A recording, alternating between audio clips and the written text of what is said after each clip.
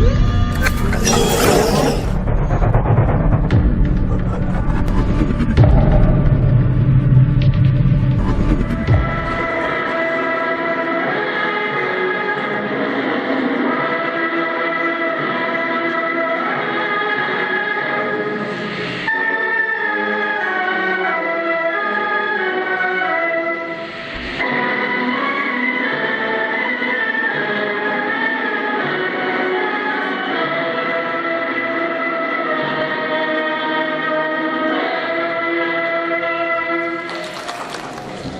الله الرحمن الرحيم، والصلاة والسلام على سيدنا محمد أفضل الخلق والمرسلين.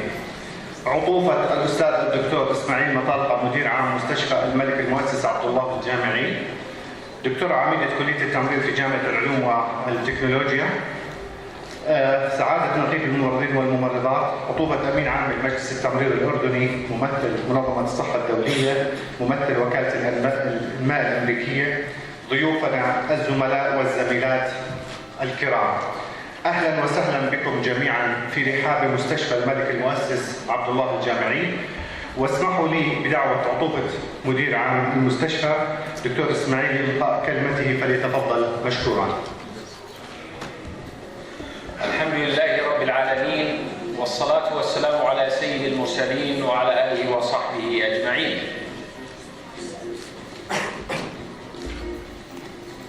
عطوفة الدكتوراه عميد كلية التمريض في جامعة العلوم والتكنولوجيا الأردنية، سعادة السيد نقيب الممرضين الأردنيين، سعادة السيد ممثل منظمة الصحة العالمية، سعادة السيد ممثل الوكالة الأمريكية للتنمية الدولية، ضيوفنا الكرام، القيادات التمريضية في الأردن في وزارة الصحة والخدمات الطبية الملكية والمؤسسات الأخرى، السلام عليكم ورحمة الله وبركاته. يسرني ويسعدني مشاركتكم جميعا في هذه الجلسة الحوارية التشاركية، والتي تعقد على هامش انطلاق الحملة العالمية لدعم وتمكين مهنة التمريض برعاية كريمة من صاحبة السمو الملكي الأميرة منى الحسين المعظمة، والتي ستنطلق بعد قليل من جنيف بشراكة بين المجلس العالمي للتمريض ومنظمة الصحة العالمية ومجلس الإدارة العالمي لحملة نيرسينج ناو، التي يرأسها عضو مجلس اللوردات البريطاني لورد نايجل كريس، وبعضوية معالي الأستاذ الدكتور رويدة المعاوية. وفي هذه المناسبة لا بد من الإشادة بالدور الكبير الذي تقوم به صاحبة السمو الملكي الأميرة منى الحسين المعظمة في تطوير المهن الطبية عامة وصحة المجتمع ومهنة التمريض بشكل خاص، ودعمها المتواصل لجميع الجهود التي تصب في تطوير المهنة وتمكين العاملين فيها على كافة الصعد، بما فيها صناعة القرار وتحسين بيئة العمل وحق الوصول إلى المعلومات والتكنولوجيا المناسبة والتطوير المهني المستمر.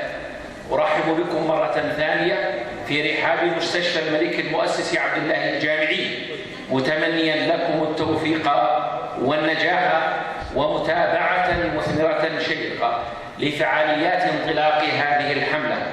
وفقنا الله جميعا لخدمة أردننا الغالي في ظل راعي المسيرة جلالة الملك المفدى عبد الله الثاني بن الحسين حفظه الله، والسلام عليكم ورحمة الله وبركاته. تقديم الدكتور برعاية عميد كلية التمريض في جامعة العلوم والتكنولوجيا. عطوفة الأستاذ الدكتور إسماعيل مطالقة مدير مستشفى الملك المؤسس، سعادة نقيب الممرضين والممرضات والقابلات القانونيات، عطوفة ممثل منظمة الصحة العالمية الدكتور باسل اليوسفي، ممثل وكالة المال الأمريكية USA الدكتور إدوارد تشابي، وضيوفنا الكرام والطلاب والطالبات والحضور الكريم، أهلا وسهلا بكم في رحاب مستشفى الملك المؤسس. وسوف يكون هناك دعوة من جميع الشركاء لتقديم رسالة حول مهنة التمريض، وأبدأ أولا رسالتي ويليني عطوفة الأستاذ الممثل لمنظمة الصحة العالمية. ورسالتي لأنها ما كانت تقدروا تشوفوها فأنا بدي أحطها لكم هيك. رسالتي هي It's great to celebrate the Nursing Now campaign with nurses around the world. As a Dean of Nursing, nursing education is crucial in strengthening the influence of nursing profession and ensuring the evidence-based practice. Therefore, nursing competence must be revised to respond to the population need and tackle the 21st century health challenges to achieve and meet the global health agenda. وأشكر لكم وإن شاء الله تكون الرسالة وضحت وتكون واضحة في الأچيفمنت of competencies and to achieve the global health needs. Thank you very much. إسماعيل مقالدة، مدير العام مستشفى الملكي المؤسس. عطوفة الأستاذة الدكتورة هدى الغرايبة، عميد كلية التمريض. سعادة نقيب الممرضين، أصحاب السعادة والعطوفة، يسعدني باسم منظمة الصحة العالمية أن أكون معكم اليوم للمشاركة في إطلاق هذه المبادرة Nursing Now. هنالك مداخلة لمنظمة الصحة العالمية باللغة الإنجليزية وسوف نلقيها على حضراتكم. My intervention will touch on nursing within the Agenda 2030, the Sustainable Development Goal 2016-2030. It is a prime time, ladies and gentlemen, to highlight the contributions of nurses' colleagues into the SDG agenda. This is reflected in a triple impact nursing manifestation: improving health, promoting gender equality, and contributing to economic growth. As you know, universal health coverage, as articulated in the SDGs Agenda 2030, will never be achieved without adequate investment in the human resources for health. What is better, ladies and gentlemen and colleagues, than to invest in the backbone of the health system? These are nurses. However, the agenda and the universal health coverage means that healthcare is improving positively. Nonetheless, this will add an extra burden and more responsibilities on our colleagues, on nurses. In order to reap the fruit of nurses' contributions to the health system, the system itself should remove all obstacles hindering nurses to fulfill their potentials. This includes regulatory, gender, educational, institutional, and attitudinal challenges that may face our nursing colleagues every day. Dear colleagues, millions of jobs are expected to be created in the field of nursing in the next decade.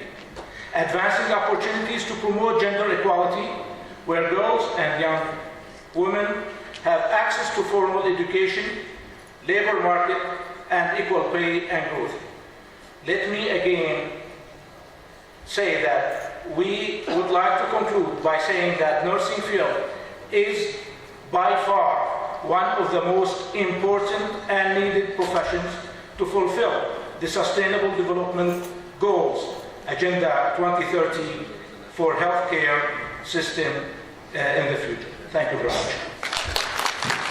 على رسول الله. عطوفة الأستاذ الدكتور اسماعيل مطارقة، مدير عام مستشفى الملكي المؤسس عبد الله الجامعي. أصحاب العطوفة الدكتور باسل اليوسفي، الدكتورة هدى الغرايبة، الدكتور إبراهيم الفاعوري، الدكتور محمد نصار، السيدة ريما المجالي، الدكتور كامل عجلوني، الحضور الكرام، زملائي وزميلاتي الأعزاء الكرام. أشكر مستشفى الملكي المؤسس عبد الله الجامعي على استضافة هذا اللقاء القيم الدولي. الحقيقة لابد من الإشارة إلى نقاط محددة خلال الوقت القصير المحدد. أولاً أنا أعبر عن فخري واعتزازي بكل ممرض وممرضة أردنيين وكل قابلة أردنية. لقد أثبت الممرضون الأردنيون والممرضات أن دورهم كبير في القطاع الصحي والاجتماع الصحي والاقتصاد الصحي، حيث يقوم الممرضون بنحو يصل إلى 90% من مجموع الجهود والأعمال التي تعقد في تقديم الخدمات الصحية. كذلك يقومون بأكثر من 50% من الأعمال الإدارية. سياسة النقابة تقوم على 3 محاور، وهي empowering, placing and enabling. empowering وهو من خلال تأهيل الممرضات والممرضين للأدوار القيادية، وهذا عمل تقوم به النقابة بالتعاون مع وزارة الصحة والخدمات الطبية والمجلس التمريضي والمستشفيات الجامعية والخاصة. placing وهو هذه نقطة أساسية، وهو تعزيز دور الممرضين والممرضات في المواقع القيادية والإدارية. enabling هذا يأتي من خلال تنظيم التشريعات ووضع الوسط الوظيفي الإداري والفني. تؤمن النقابة بمبادئ في العمل العام، أولها وأنا خلطنا بين عربي وإنجليزي لأن فكرنا نحكي مع أصدقائنا في جنيف ولندن، بس لما تبين إنه نحكي هون فنحكي عربي أكثر من إنجليزي. تقوم سياسة النقابة البوليسي أوف جوردن نيرسز أند نيرس كونسل على مبدئين أساسيين عامين. الأول كوبريشن، التعاون بين الجميع، والثاني نو ديبريشن، لأنه كثير من الناس يصابون أحيانا بالإحباط لصعوبة العمل، لأن الإنجاز مش سهل. achievement هذه كلمة مو بسيطة، فيها عقبات كثيرة، فيها جهود شاقة، ولذلك وضعنا مبدأ نو ديبريشن مبدأ أساسيا في العمل. نحن جزء من الثورة البيضاء التي يقودها صاحب الجلالة الملك عبد الله الثاني ابن الحسين المعظم حفظه الله ورعاه، من أجل استمرار مسيرة بلدنا وارتقائه بإذن الله تعالى. كل الشكر والتقدير إلى صاحبة السمو الملكي الأميرة الحسين المعظمة على جهودها المباركة لخدمة مهنة التمريض والإنسانية وعلى مستوى العالم كله. أيضا نؤكد شكرا وتقديرنا إلى معالي الأستاذة الدكتورة رويدة المعايطة على جهودها الكبيرة لخدمة مهنة التمريض، ونخص أيضا بالذكر كلية التمريض في جامعة العلوم والتكنولوجيا الأردنية. وهناك أخبار سارة لكن لا أسمح بنفسي بالإعلام عنها، أتركها لأستاذتنا الدكتورة هدى غرائب إن شاء الله مستقبلا تعلن عنها، وهي أخبار سارة لمهنة التمريض.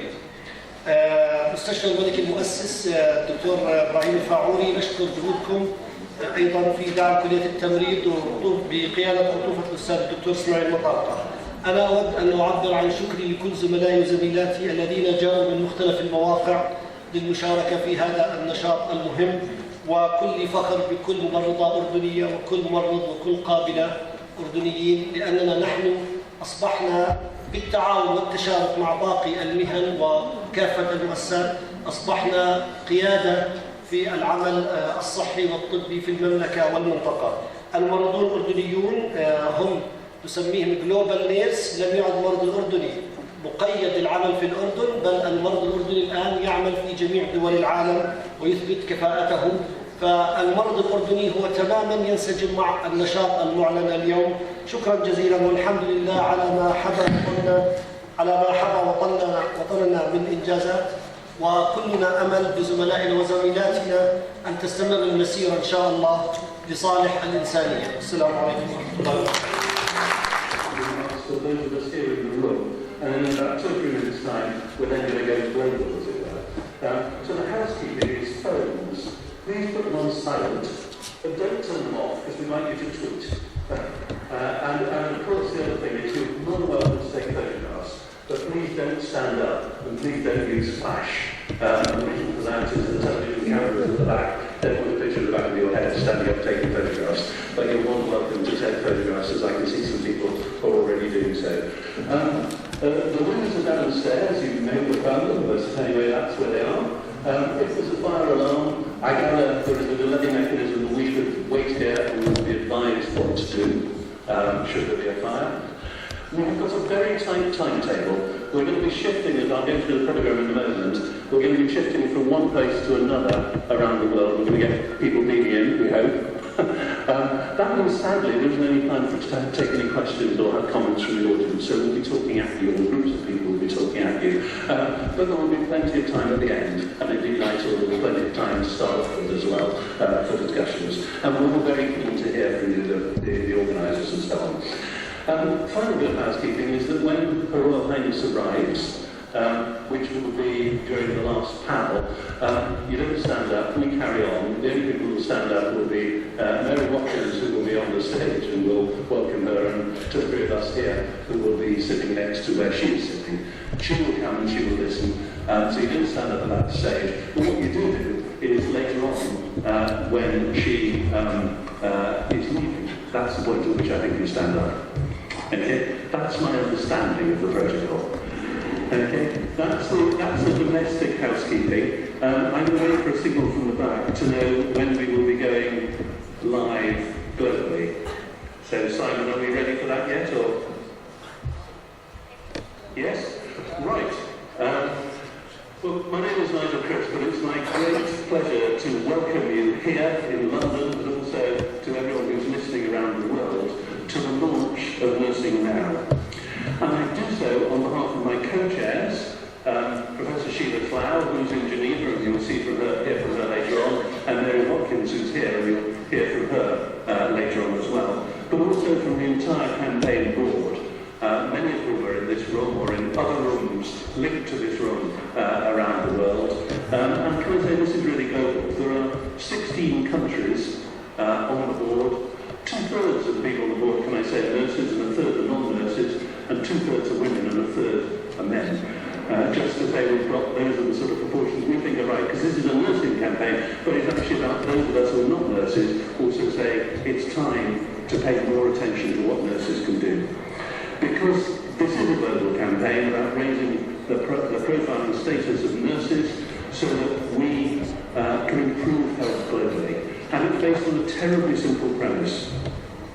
Nurses and midwives make up half the professional health workforce globally. That's 20 million people. And we simply can't achieve universal health coverage without them. They reach everywhere. They support community health workers in the most rural parts of the world. They work in every facility. I don't know how many there are here in St. Thomas's Hospital. They provide continuity of care. And indeed, and this is a very important point, nurses' roles are becoming ever more important. They were always important, but ever more important as disease changes and we see more non-communicable diseases and long-term conditions which require a different approach in many ways. They require a much more holistic and person-centred care, and that's of course what nurses do. So nurses have an even bigger role in the future, and that's what this campaign is about. Now, our wonderful manager is going to talk to you a bit more about the programme in a moment, a bit more about the campaign in a moment. But let me just introduce the programme that we've got in front of us for the next hour and a half or so. I'm going to just take a moment to welcome some people from around the world, and they'll come up on these screens. After that, as I say, Catherine will be taking 10 minutes just to talk you through the campaign. We then got the first two panels, which is about, the first one is people from 5 different countries, I think, talking about strengthening nursing around the globe and what it means for them in their countries. And then we're going to do a film. And in Geneva, we've got another distinguished group, as in this room here, where Professor Sheila Clow, my co-chair, will be chairing, and she will introduce to us Professor Princess Mehmet of Jordan, who will be speaking to us, and also Dr. Tedros, the Director General of the World Health Organization, who's a great supporter of this campaign, and one or two other colleagues. We will then come back here, where we will have a panel chaired by Mary Watkins and a number of people who will, including, may I say, the new Chief Nursing Officer of the World Health Organization, Elizabeth Nero. And then we will have Her Royal Highness, the Duchess of Cambridge, who is announcing today that she will be the patron of the campaign. So she will...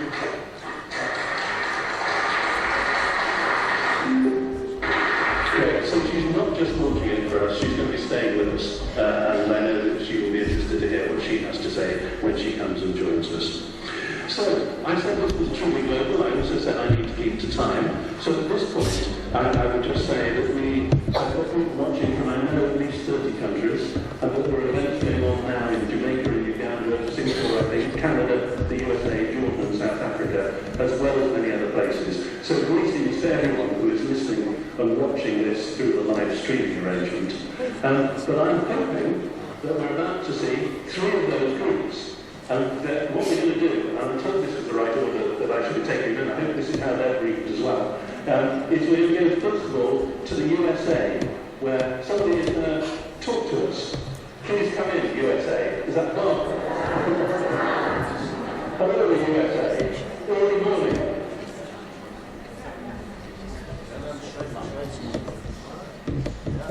Have we lost the volume? Yeah, oh, can you hear me? We can hear you now. Okay, good. Good morning from North Carolina. We're very thrilled to be here. We've got a lot of people from all over the US, and we're delighted to be hosting this. Great. And what does nursing now mean to you and your colleagues? We think it's a great opportunity to look at nursing today and where we are right now, not to bring things from the past, things we've all done, but to look at where we're going and what we can contribute to universal health care. And that's what we're very excited about here in the US. And I know that you in the US are also keen to work with your colleagues in other countries about this as part of a global movement.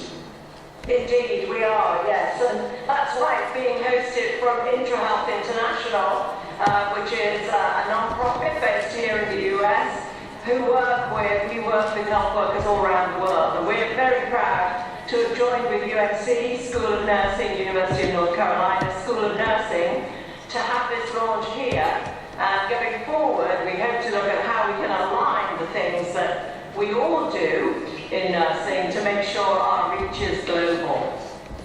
Thank you so much, Barbara. We're going to stop there and we're going to move from the west to the east, go the opposite way to the sun, I guess, and we're going to go to Jordan and welcome everybody who we can see in Jordan. Welcome, Jordan. Hello, hi.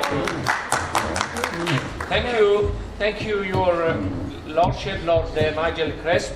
Ladies and gentlemen, greetings from Jordan and from King Abdullah University Hospital with the convening of all nursing leaders in Jordan here. We are honored to take part in this international campaign, Nursing Now. We are privileged in Jordan to have Her Royal Highness Princess Mona Al Hussein, the founder and the president of the Jordanian Nursing Council and the WHO patron of nursing and midwifery in the Eastern Mediterranean region, for her leadership role in advancing health and welfare in Jordan and globally, and for her continuous support to nurses and for being an advocate for programs that support the Sustainable Development Goals and strengthening the health workforce to achieve universal health coverage. We believe that nurses play a crucial role in healthcare system in Jordan as elsewhere. Therefore, we focus our strategies and efforts to empower them in multidimensional approach, including decision-making, infrastructure and work environment, recognition, access to information and technology, and lifelong learning. Thank you all for this opportunity and partnership in this campaign and for taking part in this live stream event. Thank you very much.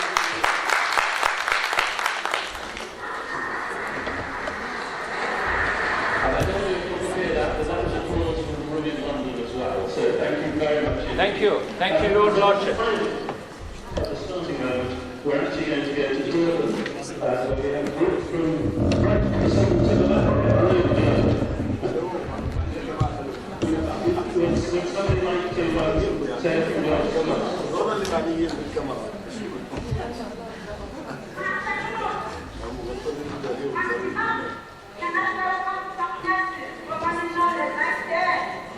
And over 20 nurses associations, so trade unions in Africa. I sent greetings from South Africa, where today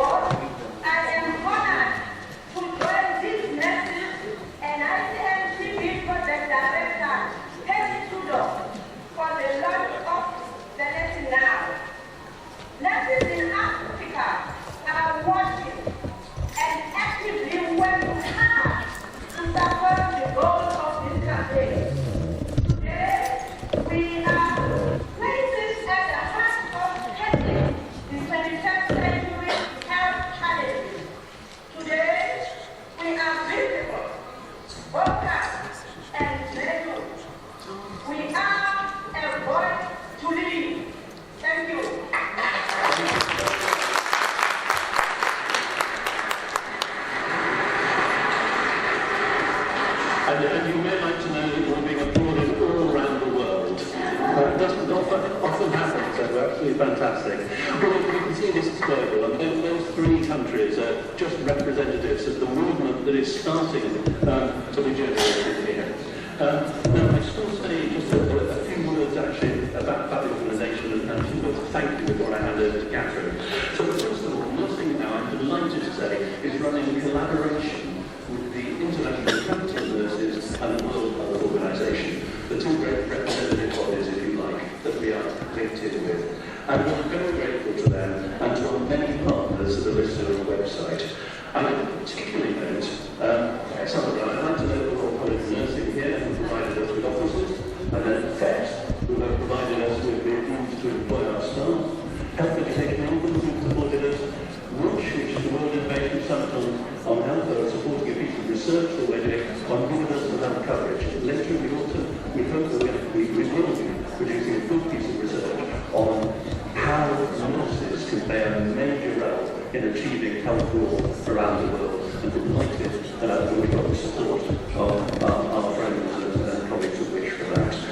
And thank you for guidance in Thomas's Trust for everything you have been doing here to make this work, including this technology, which you can imagine I was a bit worried about. So thank you to the All-Parliamentary Group on Global Health, for which the report, a number of members are here, which the report triple impact this was based on. And we'll also thank in that context James Salvage personally, who supported us as our advisor here at to help me in writing that report. So we're delighted to have James with us. And as we mentioned, the 2017 cohort of the ICN's Global Nursing Policy Leadership Institute, run by Jane and by Jill White. And you can see some of their comments about that programme displayed down where we had lunch. So I hope you were able to see that. But above all, in organisational terms, I want to thank one organisation, which is the Burnett Trust for Nursing. You'll have seen on some of our posters out there that we are actually a programme of the Burnett Trust for Nursing. I have to tell you that Mary Watkins and I went and talked to the trustees in the summer, and they backed an idea. So, it was terrific. We came to you with an idea, and you backed us, you gave us the initial funding, you gave us the support, and you allowed us to be part of your organisation and rest under your organisational arrangements. So we're really delighted and very grateful to you indeed. So, and then finally, let me just say thank you to a few people who made this happen. You'll have seen we have a graph when you look at the website. We're running this on a shoestring. And we're all running quite hard to make it happen. And you backed us, you gave us the initial funding, you gave us the support, and you allowed us to be part of your organisation, rest under your organisation arrangement. So we're really delighted and very grateful to you indeed. So, and then finally, let me just say thank you to a few people who've made this happen. You'll have seen we have a very small staff when you look at the website. We're running this on a shoestring. And we're all running quite hard to make it happen. Let me thank my colleagues, Joanna Rehar, Charlotte Wrexham, Nick Payne, and also the team of communications who've been helping us here, Melanie Archer, John Butler, Helen Palmer, and Sigal Harvey.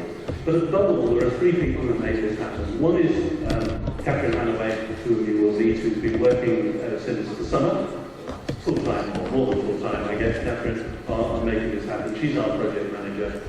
Second one is Sarah Klein, who hasn't been working with us quite that long, but she's handled all our communications and shaped up the campaign brilliantly for us. And then thirdly, I want to thank Gavin Tippin and his team here at Guys Lake Offices.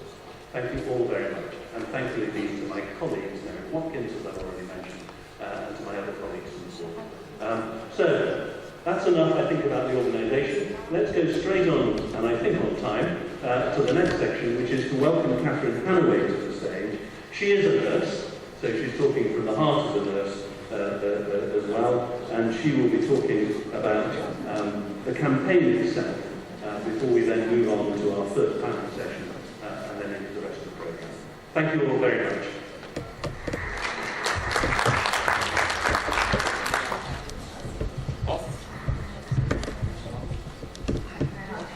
Chris, hello, my name is Catherine Hanaway, and as Robert Simpson said, I'm the Global Campaign Project Manager, and how exciting it is for me to be here a real privilege to be able to tell you more detail about the campaign and how you can be involved too. So I trained as a nurse, midwife and health visitor and actually qualified as a registered nurse exactly 38 years ago this week.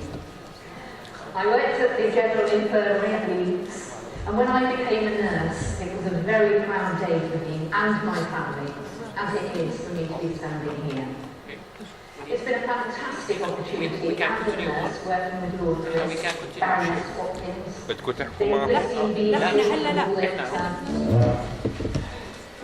باسمي وباسم رئيسة المجلس التمريض الأردني سمو الأميرة منى الحسين المعظمة، والتي تحت رعايتها هذا اليوم تطلق الحملة من جنيف.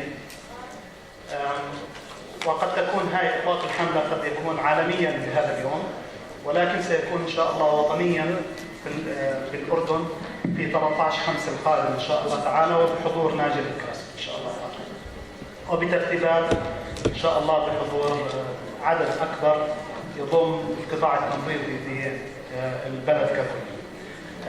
تركيزنا بصراحة المسج اللي أوصلها من خلال الJNC أو الجوردانيان نيرسينج كونسل كأمين عام هي أن المجلس يعمل على جناحين رئيسيين، وهما التعليم والممارسة، وبالتالي فقدان أي جناح من هذول قد يخل العمل التمريضي.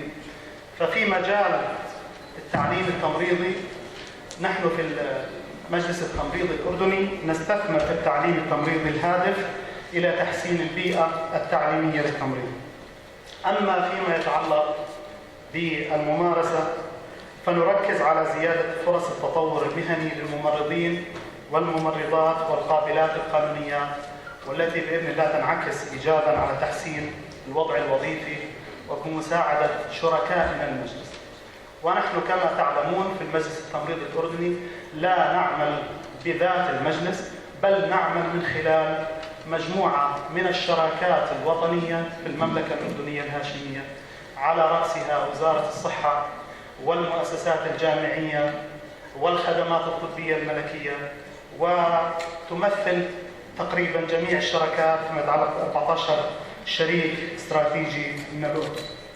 كما بمجال الممارسة نركز أيضا على زيادة وتحسين نشر الممارسات التمريضية المرتكزة على الإبداع والابتكار.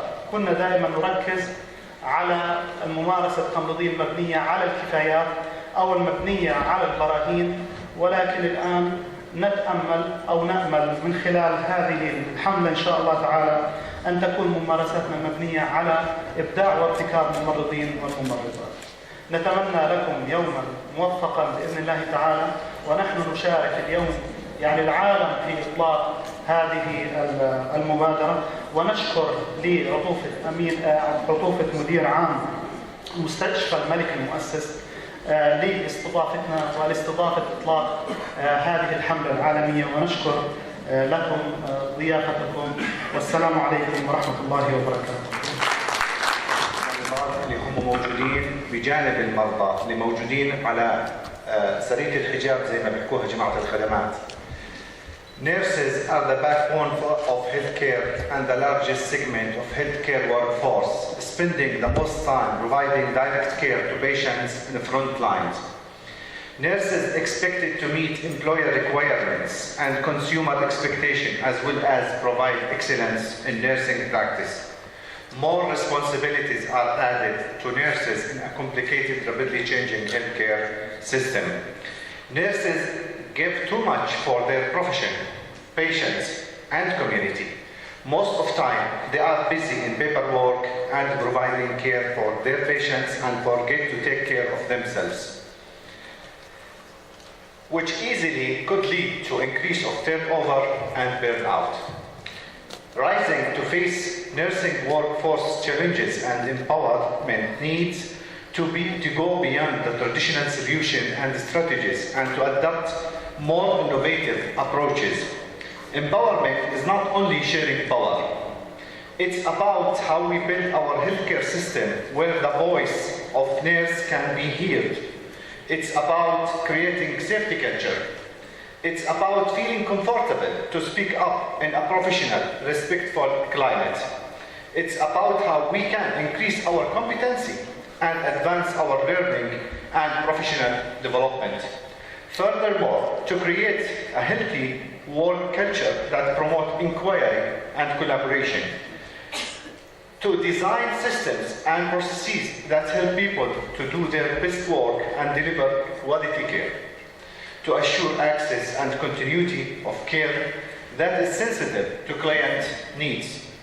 To maintain supportive leadership that is actively engaged in the work and setting expectation for all, not only for nurses, but for all staff. Finally, empowered nurses will significantly improve and support positive outcomes for both nurses and patients, and will maximize the nurses' contribution to achieve the universal health coverage. Thank you. ملك المؤسس، أصحاب العطوفة، الزملاء والزميلات، باسم عطوفة مدير عام الخدمات الطبية بنقدم شكرنا لإشراك الخدمات الطبية بهذه الانطلاقة العظيمة. الكل بيعرف إنه الخدمات الطبية بتغطي تقريباً ثلث عدد سكان المملكة الأردنية الهاشمية، سواء عسكريين أو عائلاتهم أو مدنيين أو من خارج الخدمات الطبية. بأوامر من عطوفة مدير عام الخدمات ركز جدا على تأهيل مرتبات الخدمات الطبية منذ تخريج الاصطاف، سواء بكلية الأميرة منى خريجاتنا العسكريات أو من الاستقطاب. عندنا برامج مخصصة لطلاب بنعتبرهم احنا، لأن السنة الأولى من التخرج تعتبر تريننج، سواء دورات قصيرة، دورات طويلة. عندنا مؤتمرات خارجية، عندنا الدورات التخصصية الخارجية، وهلا شغالين على التخصصية في التمريض. فعندنا تيم للوول مانجمنت، عندنا للبالياتيف، عندنا للانفكشن، عندنا لهي التخصصات احنا شغالين فيها بتيمات باعداد مؤهله. احنا كل جهدنا لتمريضنا بالخدمات بجوز من اول اهم شيء عمل الخدمات الطبيه وللتمريض اللي هو التصنيف الفني. قبل 1994 كان يشمل فقط الاطباء، فكان الشيء اللي بيميزهم عن الخدمات التمريض انه نشتغل معهم كل شيء، لكن في شغله الحوافز والشيء البريفيليج دائما الاطباء. لكن من 1994 والحمد لله كان تقريبا 20 ممرضه مصنفين. هلا لل 2017 اخر احصائيه 4500 الجميع تصنف بجميع الشروط المطلوبه، واللي اهم من هيك انه تم الموائمه مع مجلس التمريض واعترفوا بتصنيف الخدمات، فاخذنا كنا شهادات من مجلس التمريض بالموائمه من 2000 يعني تقريبا من 2016 لهذا راح تطبق تعليمات مجلس التمريض على التصنيف الفني. فهذا اهم شيء احنا عملنا لخدماتنا بجوز بالمملكه كلها، ما حدا بيقدم اللي قاعد الخدمات بتقدمه لتمريض. وشكرا. Health programs on a bilateral level, and of course we're also a very significant funder of the World Health Organization, and in the UK we are really proud of the fact that there are so many children who get through to their 5th birthday, so many mothers who are able to have a successful delivery, so many inoculations that are delivered thanks to UK aid. But more specifically in terms of some of the nursing projects, we do a lot of work where we are engaging with the leadership and the training and being able to therefore multiply the impact of that contribution. And I can cite specific examples of where we've done that in many, many countries around the world. And it's really why today I'm delighted to be able to announce that we are contributing £5 million to the Nursing Now initiative.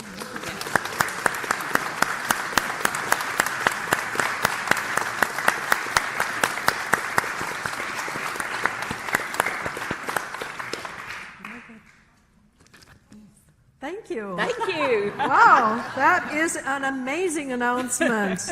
And it really is inspiring, and you could hear from the applause from the audience that we are very happy to hear this announcement, and especially for the support that the UK does give to our colleagues in developing countries around the world. So thank you so much. And I think we'll move on now, in the interest of time, to the Bahamas, to Rosemary Josie. What does the Nursing Now campaign mean for nurses and nursing in the Bahamas? Thank you for your kind invitation. In 2015, the government of the Bahamas has made a commitment to reviewing avenues to guarantee universal health coverage to all citizens that is feasible and sustainable across the health care. The Bahamas recognize that central to achieving universal health care coverage and tackling non-communicable diseases, our President, Ms. Paulette Cash, in collaboration with our Director of Nursing, Mrs. Marcel Johnson, and other healthcare professionals, to advise the government of the Bahamas on the best strategies for promoting and protecting the health of the Bahamian population. There's a growing burden of non-communicable diseases in the Bahamas that is putting an increased strain on our healthcare system. At the policy level, our directors of nursing and our nursing services and advisors help to ensure that the views of the professional bodies are made known to the implementation of process of the National Health Insurance as the Bahamas seek to advance universal health care coverage.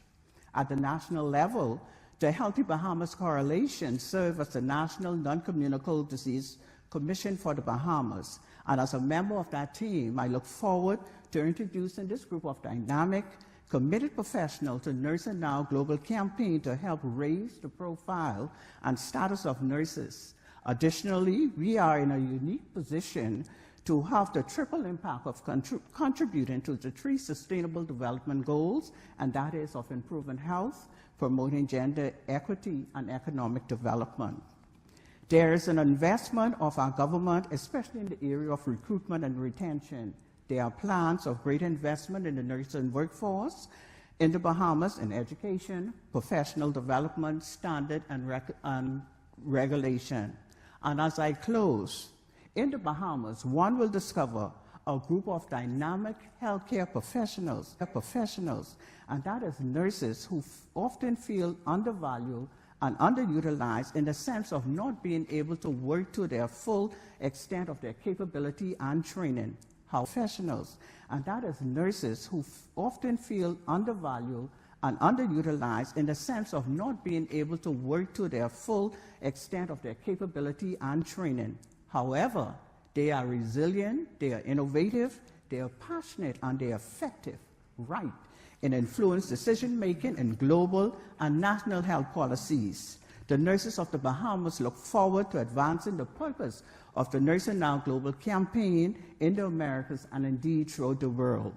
My aim is to work towards leadership development and mentorship of our emerging young nurse leaders and ambassadors throughout the Americas, and to increase the visibility of nursing across the globe by encouraging student nurses and practicing nurses to promote research evidence that will become essential for decision-making and effective practice.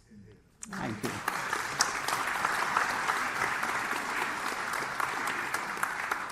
Hear, hear, and thank you very much for giving us a glimpse of what nurses in the Bahamas are dealing with and how they really plan to change in their practice in the future in order to gear up to meet the needs of the population. Thank you so much. Let's move on now to Africa, to Catherine Odeki.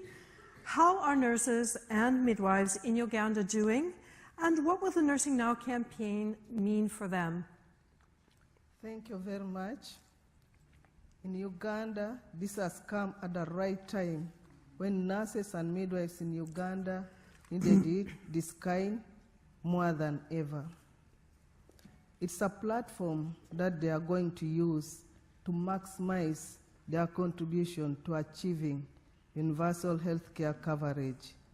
And being frontline providers of health care, it's also going to be the re-energizing power to them as healthcare providers with a voice and a purpose to achieve. The Nursing Now National Interim Committee was put in place to analyze the documents of nursing and midwifery, and the committee identified 3 key thematic areas. The 4th one, cutting across, that's leadership and governance. And these 3 key thematic areas that they came up with are the ones that they looked at as the great potential of strengthening and transforming nursing and midwifery services in the country. The 3 thematic areas that they came up with were regulation, education, and practice. In each of these, many gaps were identified, but I'll just mention a few of them. In regulation, they looked at the area of expediting the approval and implementation of key nursing documents. And these documents were documents like the Nursing and Midwifery Scope of Practice, the Nursing and Midwifery Policy, the Nursing and Midwifery Cadre Schemes of Service, and to review the old Nurses and Midwives Act, which the one which is being used now is that one of 1996. In education, they looked at the area of training and training change champions and practice improvement teams. These will be the ones which will really lift the standard of nursing and midwifery in the country. To create a center of nursing and midwifery research and innovation, because today when we talk of evidence-based nursing, research is the one which can bring that out. To mentor nurses and midwives in research and publication skills, because many nurses do research but it's kept in the drawer, but now we want this to be published. And then also to start a research journal so that what nurses are really doing can be known globally by other nurses and other health workers. Develop policy standards and guidelines for nursing and midwifery education, right from lower levels up to higher institutions of learning.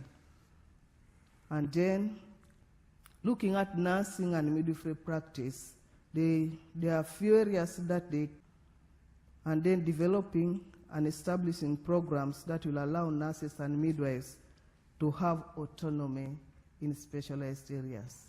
Thank you very much. And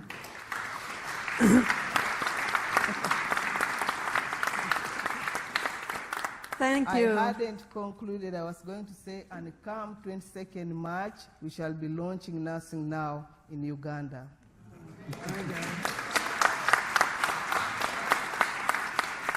That's wonderful to hear, and thank you for telling us a little bit about the developments that are going on now in nursing in Uganda. It's really exciting to hear about. And I do hope that the Nursing Now initiative will give you some of the energy to help empower the nurses of Uganda. Yeah. Thank you. Let's move on to Thailand now, to Dr. Chun Thai. And if you could just tell us, what will Nursing Now mean for nurses and midwives in Thailand? The Nursing Now campaign urged Thai nurses to realize their capability to make a big change in the healthcare system that need leadership for change.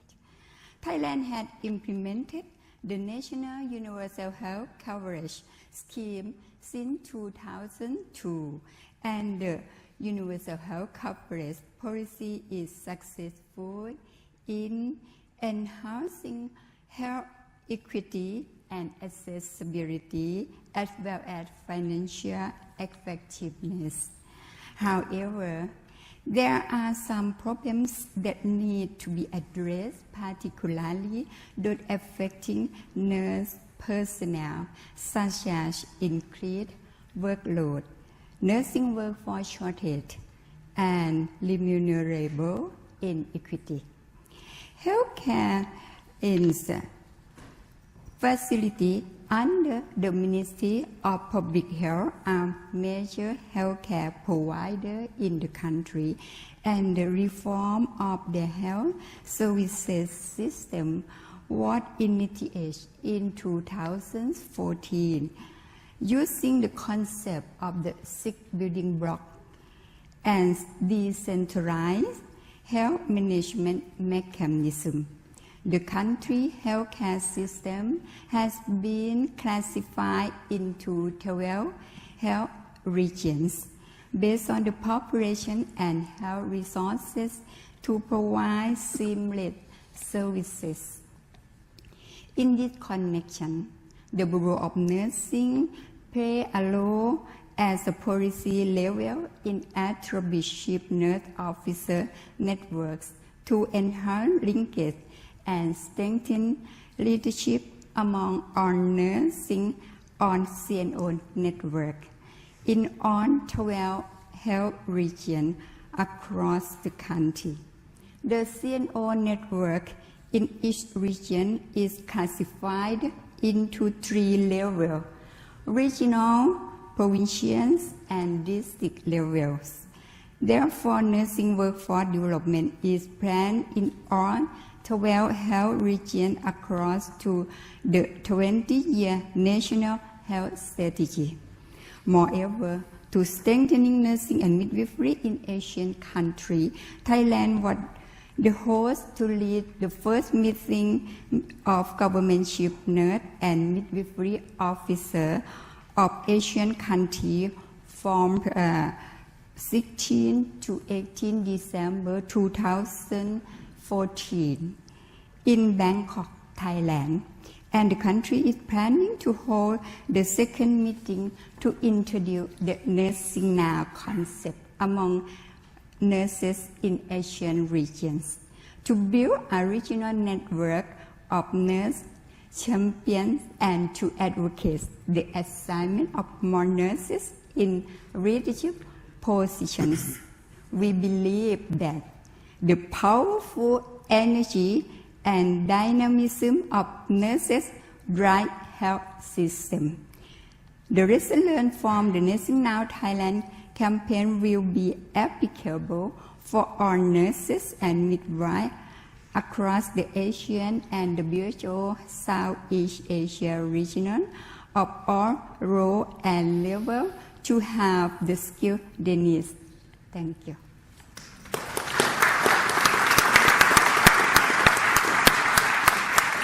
Thank you so much, Dr. Shuntai. And Catherine Hanaway spoke to one of the goals of the Nursing Now campaign is that 75% of countries around the world will have a One of the goals of the Nursing Now campaign is that 75% of countries around the world will have a chief nurse and midwifery officer. We have just heard from 3 chief nursing officers from 3 different countries. Ladies and gentlemen, 3 voices to lead the nursing profession into the future and to lead the Nursing Now initiative. And also, we've heard from political leadership, and this is exactly the kind of political leadership that we're looking for to bring forward the message of Nursing Now. Thank you, panelists, for contributing here today. Thank you very much.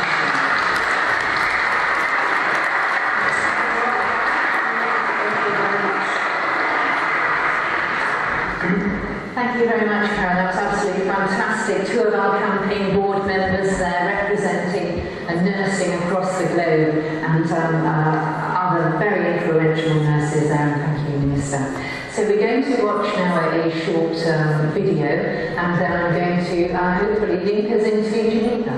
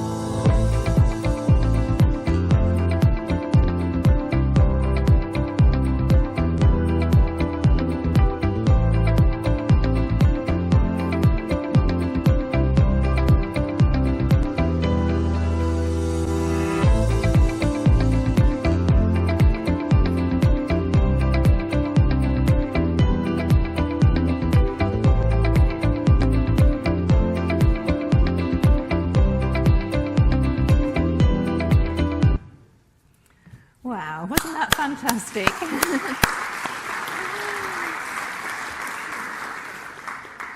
Hashtag proud to be a nurse. Thank you to our communications team who have interviewed people, who have put all of those together. Many of you will know some of the names that you'll recognise on there. We've many more, and we want to hear from you all about what do you think about nursing and nursing now, nursing for the future. So we're going to move on and link up with Geneva. You'll know that in Geneva there is a launch going, and we have a panel waiting for us there in Geneva. So I'm not sure if they can hear us yet. I want to say, hello, Geneva, can you hear me? We can hear you. Hello, Geneva, and welcome to Professor Sheila KAUH. She is our co-chair with Lord Nigel Crisp, and she's hosting this part of the meeting in Geneva. Welcome, Geneva. Thank you very much. Thank you very much. We'll be handing over to you in the next 30 or less minutes. But yes, hashtag nursing now, hashtag proud to be a nurse.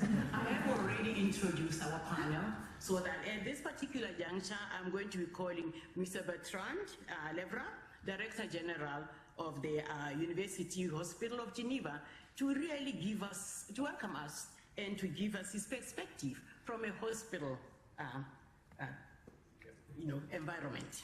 Thank you very much, dear Dr. Tedros Adhanom Ghebreyesus, Your Royal Highness, Princess Muna Al-Hussein, dear Professor Cairns, dear Mr. Vice President of the Geneva State Council, dear Mr. Poggia. First of all, I would like to express my sincere recognition for choosing our institution, Geneva University Hospital, as the host of this very important event, the launching of the Nursing Now campaign. Dr. Tedros, as well, please accept again my congratulations for your election as the Director General of the World Health Organization. This wish I can formulate is to not only contribute here in Geneva, but to further strengthen our collaboration from Geneva, an international city, to go all the way to the rest of the world. Considering health challenge in the 21st century, the main message I would like to express is that nursing appears to be a key component of the solution. Improving health globally involves raising the status and profile of nursing, as well as the empowerment of nurses on a clinical standpoint and on a decision-making process standpoint. During the last decades, nursing has changed in many ways. The current global paradigm pushes nurses to do more in less time, especially within the healthcare system. Currently, it exposes us to a shortage of nurses. In Switzerland, for instance, about 50% of nurses leave their occupation prematurely, and the 2,500 new graduates each year cover only half of the national needs. The consequences that follows is that competent and compassionate care is compromised, and therefore patients might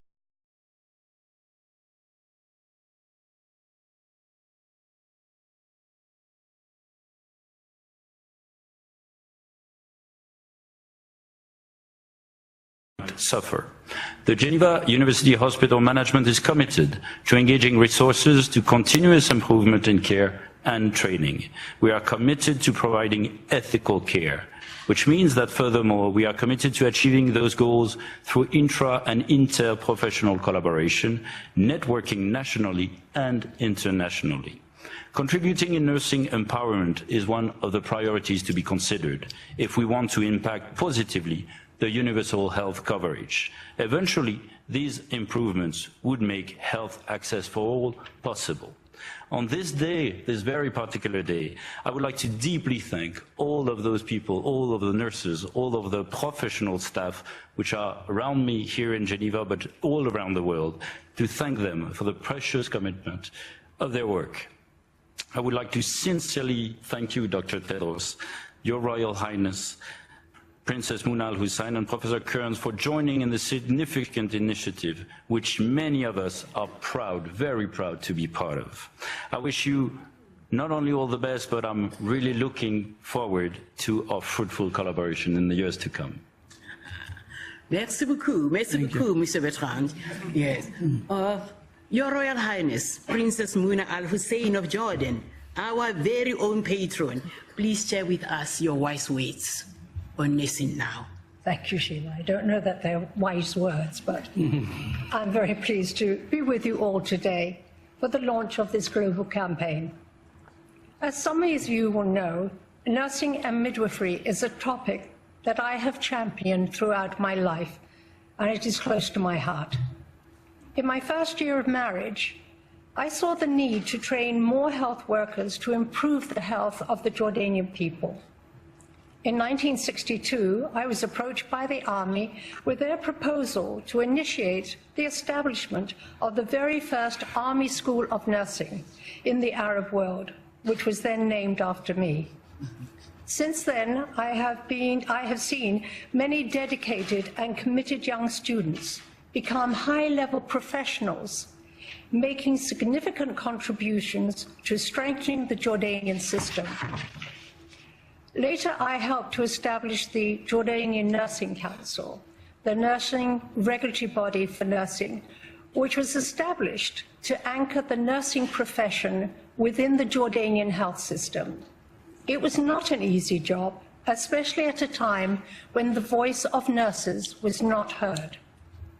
Following decades of hard work, one can say that Jordan sets an example for advancing the nursing profession and for giving nurses a prominent role at the policy level to improve our health system's performance.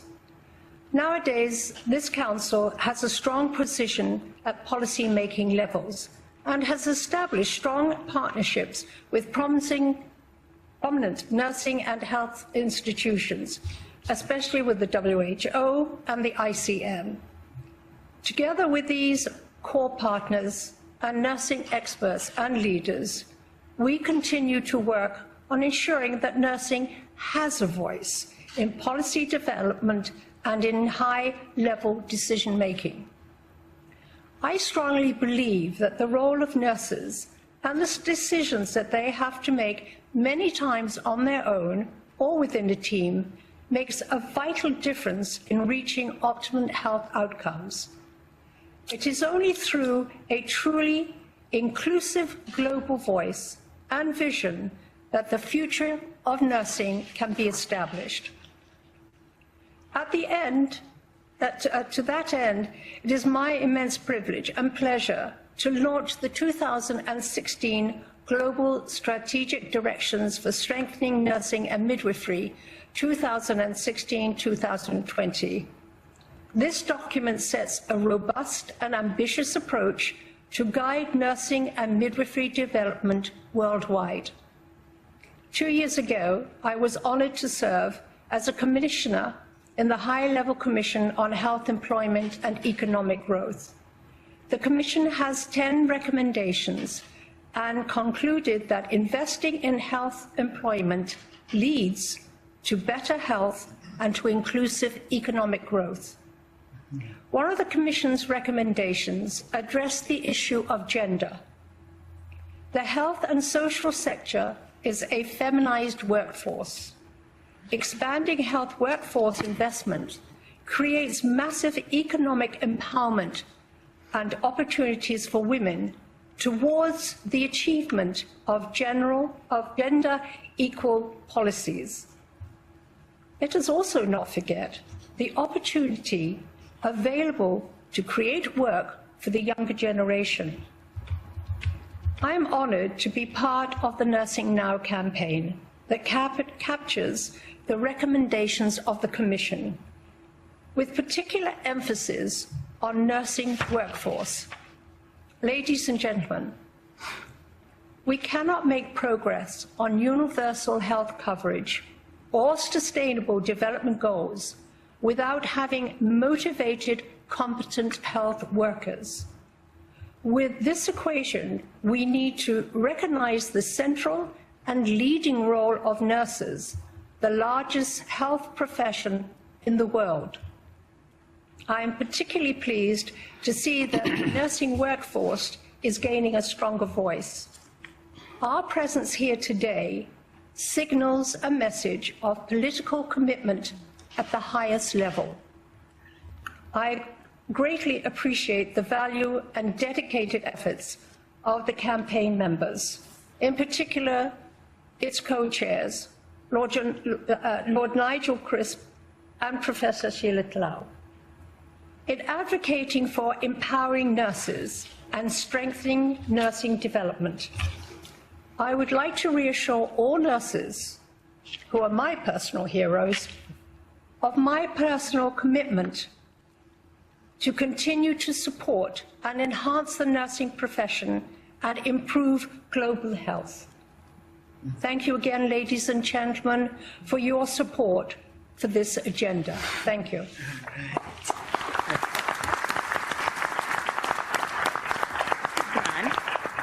Shukran. Thank you, Princess Muna. And I was there when you launched the strategy for nursing and midwifery, and it's my Bible. I live by it.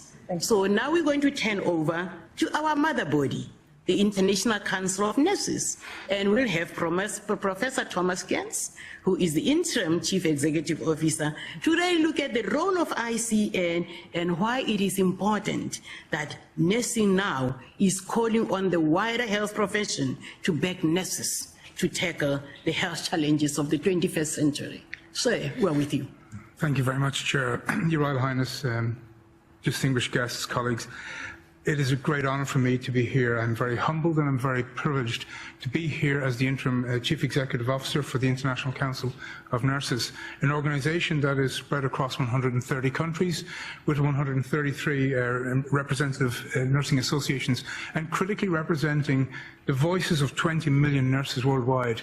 I am a nurse and I'm indeed proud to be a nurse. We work very closely with international organisations such as the World Health Organization and indeed governments and many of the international organisations to ensure that the voice of nurses and the voice of nursing is heard at a global level. And with the recent appointment, Dr. Tedros, of Ms. Elizabeth Iro as your new Chief Nursing Officer at the WHO and the launch of this wonderful campaign here today, we as ICN finally believe that the world is listening to those very eloquent expressions that you have just said, Your Royal Highness. We have maintained from the very start a fundamental strategic and operational relationship with Nursing Now campaign, and I'm delighted to say that today sees all of that hard work coming to fruition at this important multinational launch. I said I'm proud to be a nurse and I'm proud of my profession and had a wonderful experience in meeting some of your colleagues from the nursing departments here in the hospital. And I want to thank them for giving me to this day a real shot in the arm, because what they demonstrated to me was the fundamental role that clinicians in clinical practice have, not only in informing the research that drives our practice, but critically shaping policy and education as well. There is no other profession, in my opinion, that attends to people's fundamental needs at their most vulnerable time as nursing does. The relationship between the person as a patient or a client or a service user and the nurse provides a unique and intimate view of the person's life. More than any other health professional and more than any other health specialty, nurses spend more time with patients and their families and have first-hand knowledge and experience of the human stories that have an impact on the health and well-being of patients, of us, of society. Everyone has a story, and every story has the potential to improve the health system and enable individuals, families and communities to achieve the highest attainable standard of health possible. And from these insights comes the power of change. In my opinion, the future of nursing depends on each and every one of us, unidisciplinary, interdisciplinary, service providers, service managers, recognising the full potential of nurses and the nursing profession, to share our stories and evidence and to act upon our determination to lead through professional excellence at every level within global healthcare. And the launch of Nursing Now will provide, in my opinion, a much-needed boost to steer nursing towards a future where we work with leaders at every level, nationally, regionally and globally. Nursing Now aims to improve health globally by raising the profile and status of nursing worldwide and nurses worldwide, and therefore influencing policymakers and supporting us as nurses to lead and to learn and build a global movement. And ICN could not be any prouder than working with this organisation. I'm finally going to tell you that we are also honoured as an organisation today to launch our IND kit, which is nurses, a voice to lead, health as a human right. And I think if achieving the Sustainable Development Goals and universal access is critical, then nurses are the vehicle through which we can achieve this. Thank you. Right. Thank you very much.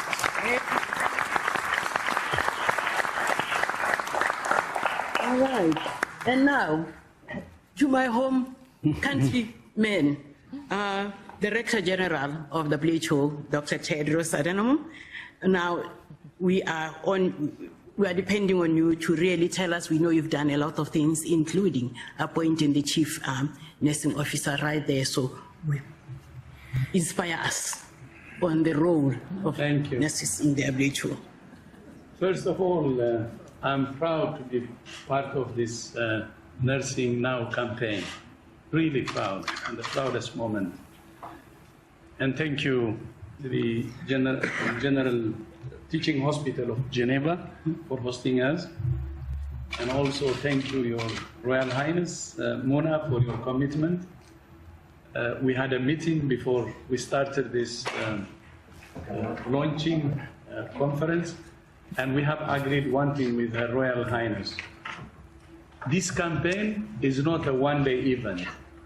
It's a daily activity, and I take that to heart. So we're starting it today, launching it, but it's a daily. I think you don't have here. Ça doit marcher, mais. Ouais, on doit juste reprendre à votre intervention. We have a problem of connection with London? Yes. Okay. Hello, Sheila. Can you hear me? Introduce Mr. Okay. Can Sheila hear me? Sheila, Sheila can hear you. Hello, yes, Sheila. Sheila can hear you. Keep going. We're enjoying the conversation. Dr. Tedros, thank you. Please continue. Yes. So he can continue. Agreed. Yes. Continue. Okay. Thank you, London. So, London, I was saying how proud I am to be part of this Nursing Now campaign. It's the proudest moment for me because I know how nursing is important from my own experience and a force that we should reckon with for WHO to be successful.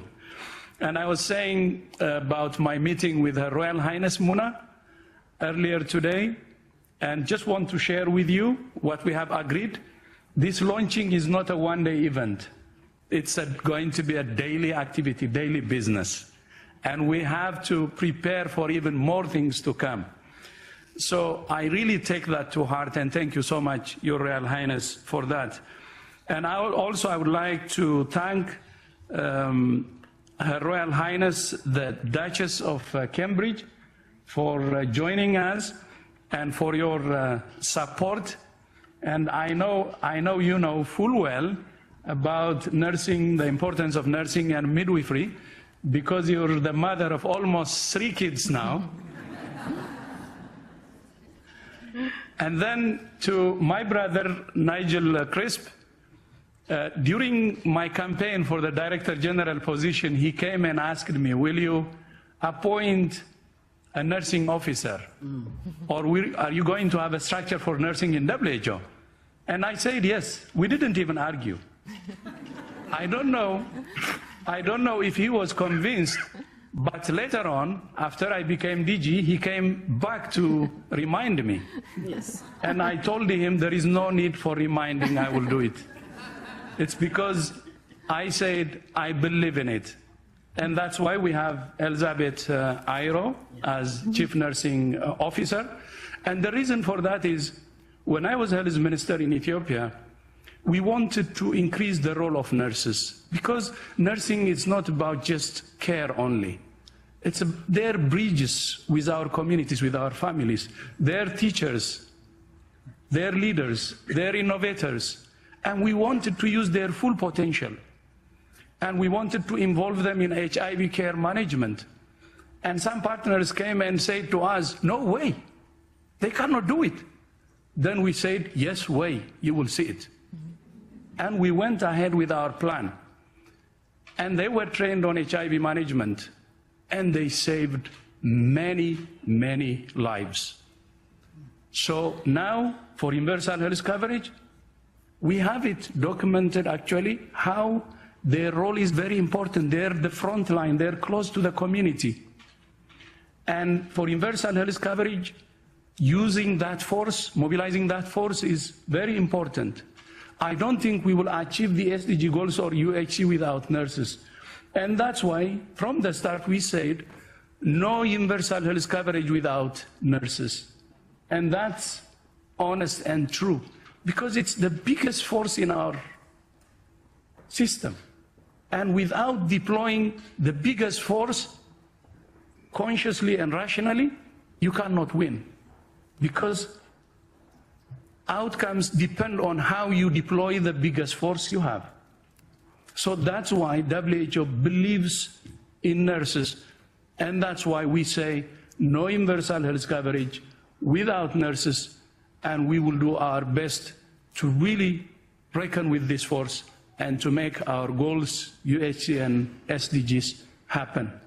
And maybe one last thing I would like to say is, as you know, not only using the force we have, as a commissioner, Your Royal Highness, you know, there is a shortage of 18 million workforce, and 50% of it, 9 million nurses.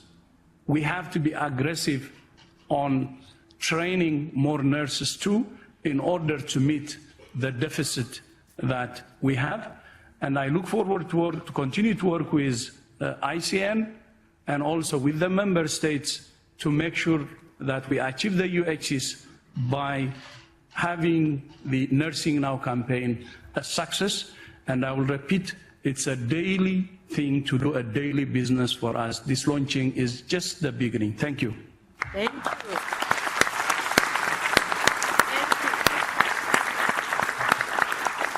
Very much, Dr. Tedros. Can we give up our panelists a hand, please? I think if you are not inspired, you'll never will. So let's give them a hand. I will.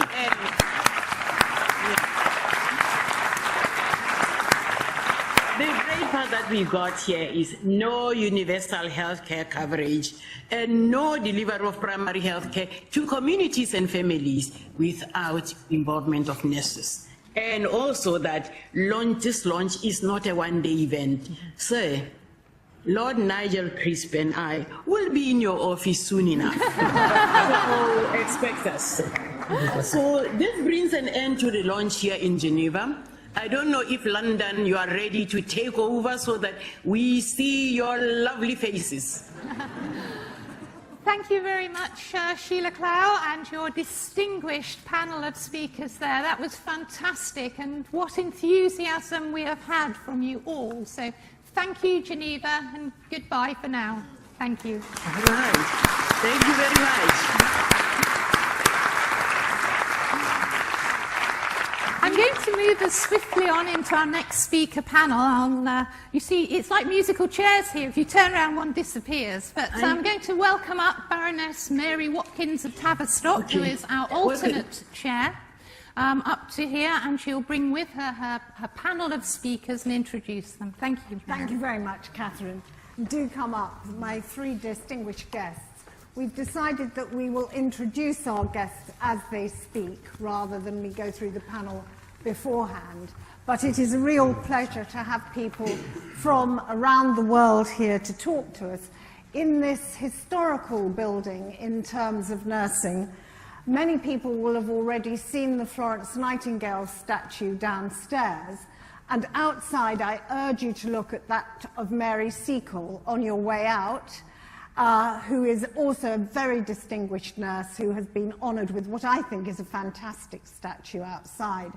And I'm speaking, I know, across the world, and saying to all of you, when you come to the huge conference in 2020 to celebrate the 3 years of our campaign, we will assure you that you will be able to come and see those two statues in person as well. I'd now like to hand over to our first speaker, who you have already heard a huge amount about, Elizabeth Ero, the chief nurse for the World Health Organization, who is an exciting, committed individual, but I also know she wants me to acknowledge Dr. Tedros's enthusiasm for a swift appointment that was in his manifesto and achieved absolutely on time. Over to you, Elizabeth. Mary, thank you very much. First of all, let me say how excited I am to be here today and be a part of this global initiative for nurses. Having worked for much of my career as a nurse and a midwife, I am very much aware of the challenges that nurses and midwives face on a daily basis. As Dr. Tedros has mentioned, the priority for the World Health Organization is, in the coming years, is universal health coverage. This means that everyone, everywhere, can access quality health care they need without any financial hardship. But universal health coverage can only be achieved with a competent, well-trained, motivated workforce of nurses and midwives in sufficient numbers.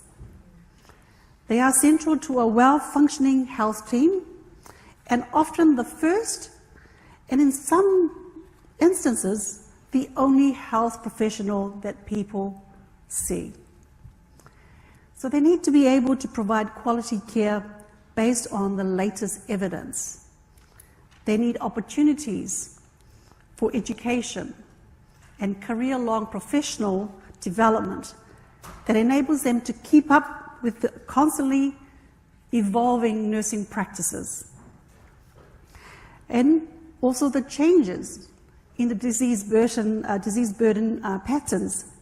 For example, the increasing burden of non-communicable diseases like diabetes, cancer, heart diseases, and complex care required as a result of people living longer.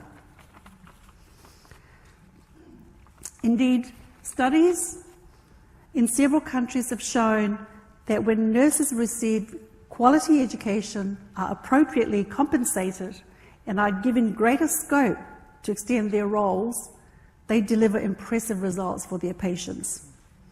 So governments and academic institutions need to make sure that the nursing and midwifery workforce is well trained and supported by competent educators so they are able to provide the best quality of care. Government also have responsibility for ensuring good work conditions and an acceptable level of pay for the work nurses and midwives do. To sum up, we need a strong nursing and midwifery workforce so that anyone seeking health care can be totally confident that the care they receive is to the highest standards. At the same time, we need nurses and midwives who are competent, motivated, and are happy to go to work every day. Thank you very much.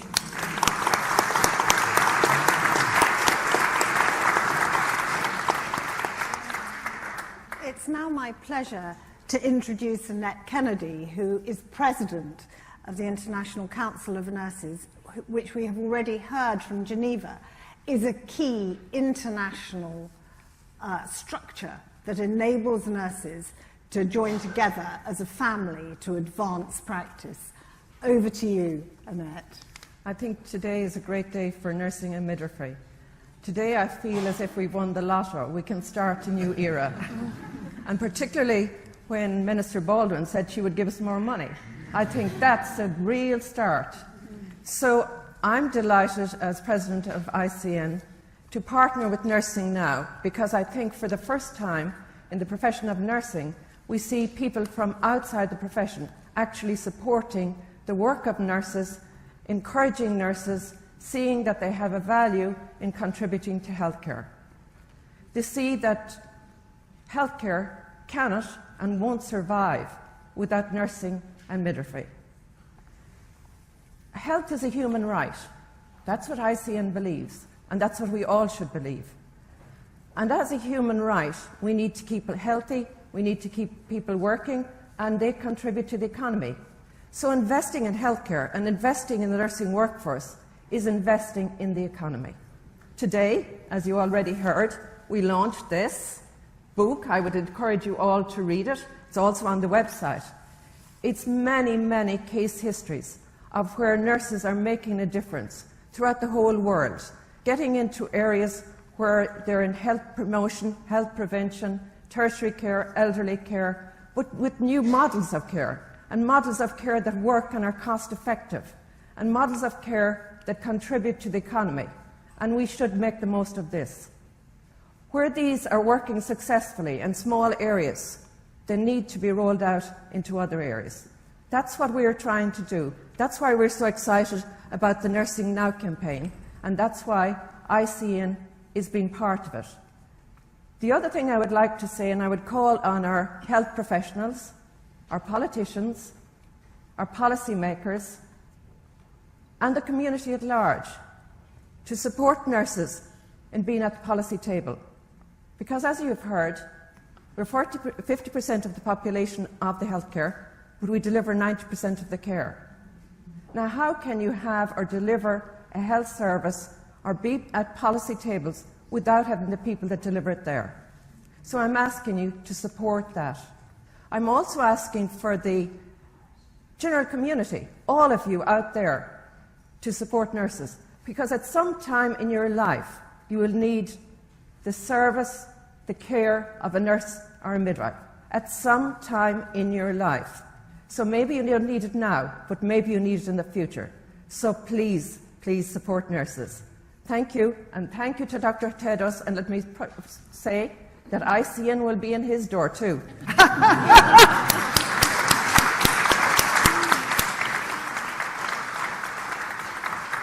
Thank you very much, Annette. And it's now my pleasure to introduce Diana Atwini, who is the Permanent Secretary and Minister of Health for Uganda. Thank you. First of all, I want to thank the organizers of this campaign. We have come a long way. We've been talking about this. We've been looking forward to this day. And I want to thank all the countries that have been involved in this campaign. To us, this campaign marks the beginning of raising the standards, raising the profile of the nurses. First of all, I want to thank and join me to clap for the nurses, our unsung heroes that are always behind the scenes to save their lives. Me as a clinician, as a specialist, my work would be just to prescribe and examine a patient, and the rest I leave it to the nurse. Now the quality, the outcome of the nurses, the output of the nurses determine the outcome of the patient. And to us, that is something that we take for granted as clinicians. And I believe in this room, if we have doctors in this room, will know exactly what I'm talking about. The nurses stay long hours at work. We are not talking about only the quality of the outcome, but the relationship, the special relationship that nurses develop with the patients. For us in developing countries, where the disease burden is so high, where we have understaffing, where we have so many challenges that possibly the developed world will not look at, the nurses do a lot. In Uganda, 72% of the workforce in our nation is nurses and midwives. And they bear the biggest burden. They bear the biggest energy and output for our health care. And yet, when it comes to reward, they are not rewarded in the same measure. And the reason why I'm here, as a policy maker, as an accounting officer of Ministry of Health, I am here to say that I'm here to support nursing. And I am going to go all the way at policy level to come up with the policies that elevate the nurses. We want to hear the voices of these unsung heroes that not only just are confined at the bedside and taking care of the sick patients, but to sit in the boardroom and raise the voice and increase their output. We want the world to appreciate the nursing care. Because, for example, in Uganda, over 2,000 health units in the communities are managed and wholly run by the nurses. They are the front runners, they are the foot soldiers. To me, a nurse is a cement to a builder. I equate a nurse as a software to a programmer. I want to say that a nurse, to me, is the fulcrum, is the engine of the healthcare. So we cannot completely talk about healthcare and we do not bring the nurses right at the center of the healthcare. And I want to thank the nurses because they don't, their voices always is just last. They don't come out to speak because they are very busy. They are busy working.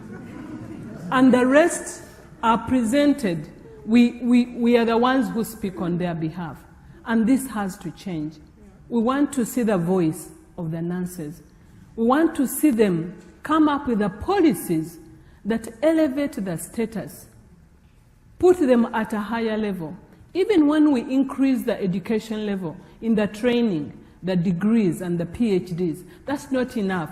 We want more representation to see the nurses take decisions of what affects the healthcare. The nursing care in our nation, we have seen even people risk their lives. In our nation or in developing countries, we see the nurses. For example, recently when we had Ebola in West Africa, we lost many nurses. They risked their lives. But who has appreciated that? They put their lives at the line. They sacrifice. Even when they have families, they go beyond the sacrifice. And who really appreciates that? So we want really to bring out the best in the nurses, in the nursing care. And we believe that it is high time now that, as Dr. Tedros said, this is not a process, a day event, but a process. Thank you very much.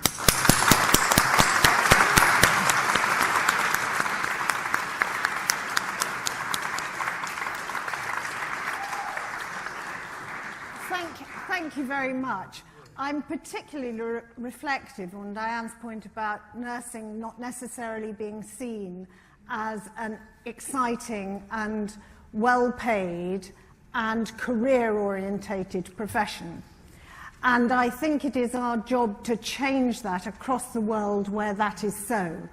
I have to tell you, when I decided to do my mental health nurse training when I was 22, both my parents were a bit devastated.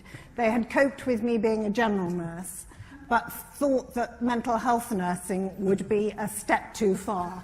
I have been a nurse now for 45 years, and before my parents died, they realized that I'd got a career. So can we all remember that? And we've had in our speeches some real emphasis from Elizabeth on the need for quality training and CPD, continued professional development for nurses. And it's now my pleasure to say we are delighted and honoured to be joined by Her Royal Highness, the Duchess of Cambridge, our royal patron, who will listen to the conclusion of the panel session and then watch a short video before joining us on stage. So to just go back, the investment in continued professional development is vital if nurses are to be allowed to work to the highest level of their profession.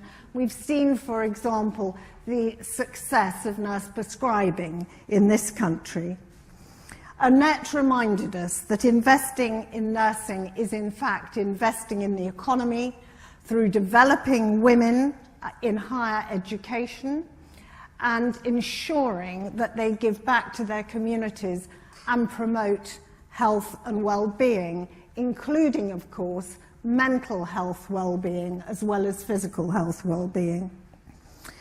Diana has talked about the need for more nurses to take a strategic lead in policy and health promotion, and reminded us that we have a duty to ensure that happens, but that also we have lots of people that will help us in terms of general managers, politicians, and doctors who want to see the best for their communities and know that that will only be achieved in terms of universal health for all if nurses are further developed and allowed to practice at the right level.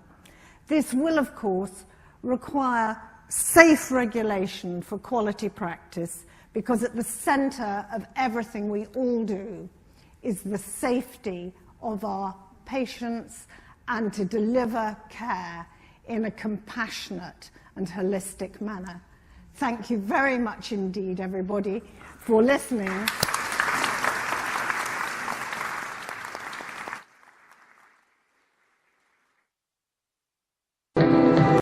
First of all, I'd like to say how pleased and honoured I am to be here today at St Thomas's Hospital to launch Nursing Now to help promote the vital work of nurses around the world.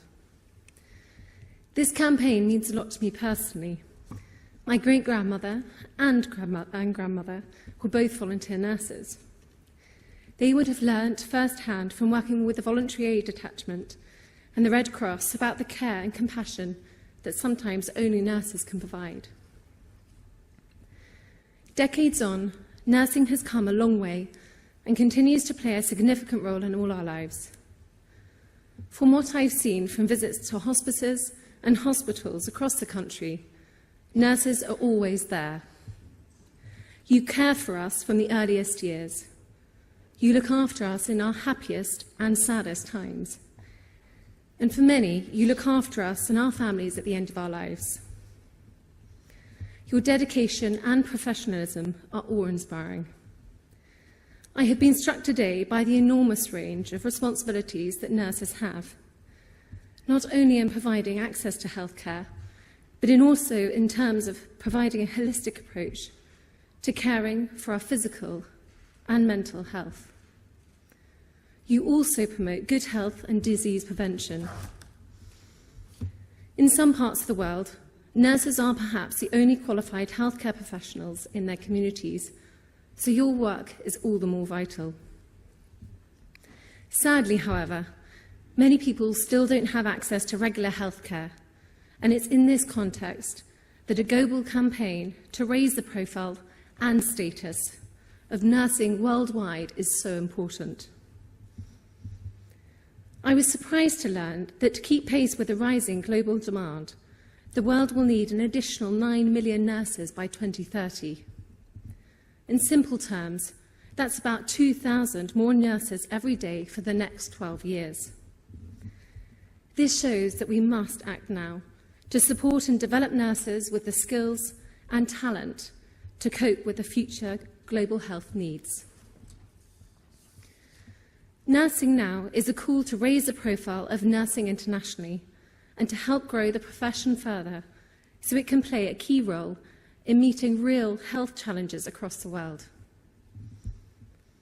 Finally, I'd like to congratulate and thank all nurses everywhere on what you achieve on a daily basis. The difference you make should not go unrecognised. I'd also like to acknowledge the International Council of Nurses, the World Health Organization, and the Burdett Trust for Nursing, who are playing key roles in ensuring the future of the profession. I'm most grateful for you asking me here today to support the launch of this exciting new campaign. I do hope its work will go on to inspire the next generation of nurses for years to come. Good luck to you all.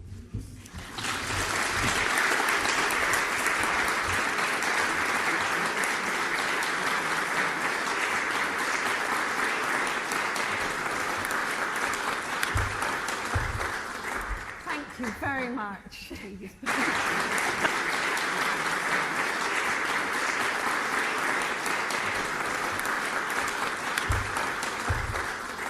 Thank you very much. If I could just ask people to be patient just while we have a couple of photographs taken, and of course you're free to take photographs too. Thank you. Yes, well, that would be lovely. Thank you very much indeed. This is Elizabeth Eero, Annette Kennedy. Thank you very much indeed. Thank you very much. Thank you. Yes. No, we're waiting.